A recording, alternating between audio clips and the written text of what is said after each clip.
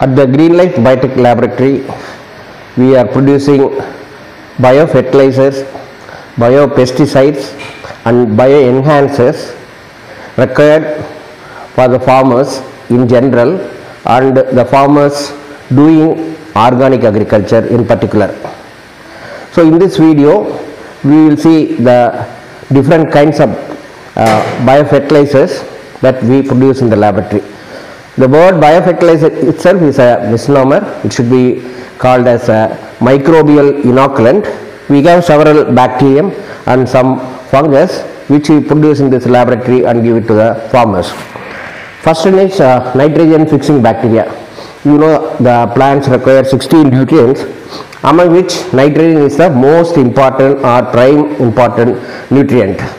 So for fixing nitrogen, why we should fix nitrogen?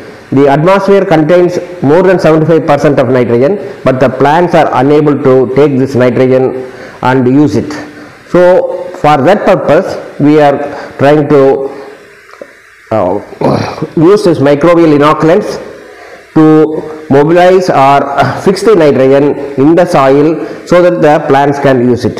Otherwise, generally there are various ways of chemical fertilizers containing nitrogen in their molecule. So among the nitrogen fixing bacteria, the first one is Azospirillum. Azospirillum is a microaerophilic bacterium in the soil which fixes atmospheric nitrogen in association with cereals and other grasses. Of course, now it is used for different crops also, but mainly Azospirillum, the strains are used in case of paddy and other grasses and cereals. So that can fix nitrogen in the soil and help in the nitrogen utilization by the plants. Next, the bacterium is Acetobacter. This group are free living bacterium able to fix nitrogen under various situations and produce ammonia in the rhizosphere. Apart from that, it also produces several antibiotic substances and growth promoting hormones. So as a result, apart from fixing nitrogen, it is also useful in different aspects in agriculture. Third one is Acetobacter or Cluconacetobacter. Cluconacetobacter diacetrophicus. This is a bacterium which is specially useful in crops which have high sugar, like sugar cane, sugar beet, beetroot and other crops. It is a very good bacterium in the case of sugarcane cultivation.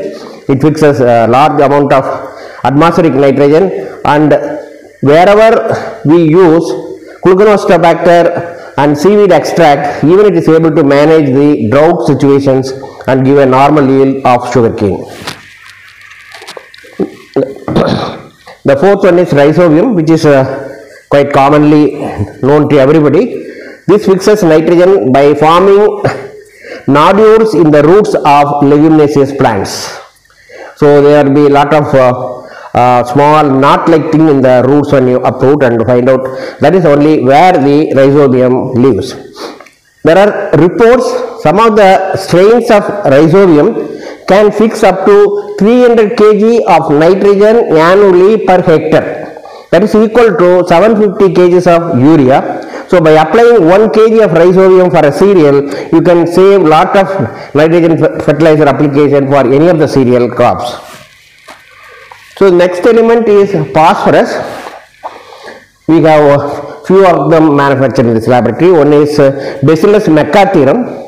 This is commonly called as phosphobacterium.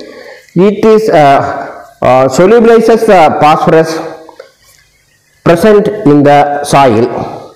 See, when you apply phosphorus, the phosphorus is get fixed as calcium phosphate in plains and as a ferric phosphate or aluminum phosphate in the hills. So unless it is dissolved, the plant cannot take the phosphorus. So this is one which is always called as phosphobacterium and very widely used phosphorus solubilizing bacterium. It can be applied in neutral to alkali soils. So application of Phosphobacterium in acidic soils will not give the desirable results. There are several fungi which are useful under acidic conditions, which I will talk to you a little later. So this can be used in alkaline to neutral soils. The next product is Bacillus subtilis. It is not only a biofertilizer, it also a biopesticide, and it can solubilize zinc in the root rhizosphere. So this is also used in the alkaline to neutral soils. It also not very effective in hilly and acidic soils. The next one is a fungus, Aspergillus avamari. This is highly useful in the case of hilly soils or the soils where the pH is less than 7. So that means it is useful in acidic soils, and in acidic soils this is the best product for solubilizing phosphorus. Next one is a vesicular orbicularis mycorrhiza. You know that Glomus has more than 35 species, and there are different species produced at different laboratories. We are producing Glomus rotundus in combination with a few other species, and we always maintain 120 infective propagules per gram, which is a little higher than the government norms of 80, and this is useful in solubilizing phosphorus. It also increases the uptake of calcium, magnesium and sulfur, useful in the solubilization of most of the micronutrients, and apart from that it can give you drought resistance and also disease resistance. So it is a highly useful product. It can be very well used in the by the farmers. Next one is potash. So that is a macronutrient, nitrogen, phosphorus, and third one is potash. For mobilizing potash we have Frituria aurantiae. So in the rhizosphere it will mobilize the potash molecules, bring it to the root zone so that the plant can use it. So that way it helps in the potash use.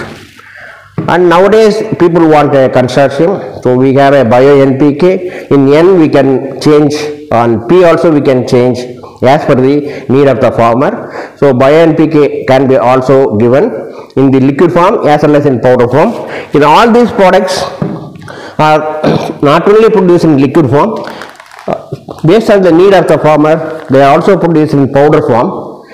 Only thing is, in the case of liquid form we keep 2 into 10 power 8 colony forming units per ml, whereas in the case of powder it is 1 into 10 power 8 colony forming unit per gram.